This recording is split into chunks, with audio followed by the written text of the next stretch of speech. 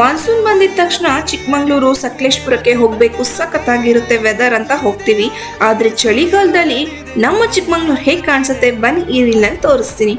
ನೆಲಮಂಗ್ಲದ ಹತ್ರ ಹೋಗ್ಬೇಕಾದ್ರೆ full fog cover ಆಗಿತ್ತು. ಸೊ ನಾವು ಥಿಂಕ್ ಮಾಡಿದಿಷ್ಟೇನೆ, ಇಲ್ಲೇ ಇಷ್ಟು ಫಾಗ್ ಇದೆ, ಇನ್ ಚಿಕ್ಕಮಂಗ್ಳೂರ್ನಲ್ಲಿ ಹೇಗಿರುತ್ತೆ ಅಂತ.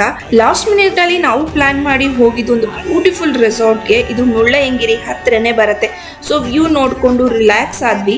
ಇಲ್ಲಿ ಸ್ಟೇ ಆಪ್ಷನ್ಸ್ ಅಂದ್ರೆ glass cottages, dormitory and deluxe cottages ಇದೆ. ಡಾರ್ಮ್ಯಾಟ್ರಿ 2000 rupees per person ಇದೆ, ಇನ್ಕ್ಲೂಡಿಂಗ್ 3 times ಫುಡ್. ಇನ್ನು ಗ್ಲಾಸ್ ಕಾಟೇಜಸ್ ನಲ್ಲಿ ನೀವೇನಾದ್ರೂ ಕಪಲ್ ಸೆಲೆಬ್ರೇಟ್ ಮಾಡಬೇಕು ಅಂತ ಅನ್ಕೊಂಡಿದ್ರೆ ಡೆಕೋರೇಟ್ ಕೂಡ ಮಾಡ್ಕೊಡ್ತಾರೆ. 360 ಡಿಗ್ರಿ ವ್ಯೂ ಕಾಣಿಸುತ್ತೆ. ಡಿಲೆಕ್ಸ್ ಕಾಟೇಜಸ್ ತುಂಬಾನೇ ಚೆನ್ನಾಗಿದೆ, ಕ್ಲೀನ್ ಆಗಿ ಮೇಂಟೈನ್ ಮಾಡಿದ್ದಾರೆ. ನಾವು ಹೋದಾಗ ನೈಟ್ 16 ಡಿಗ್ರಿ ಚಳಿ ಇತ್ತು, ಸಖತ್ತಾಗಿತ್ತು. Night campfire and music ಇರುತ್ತೆ. ಇನ್ನು ಫುಡ್ ಅಂತೂ ಸೂಪರ್ ಟೇಸ್ಟಿ ಆಗಿತ್ತು.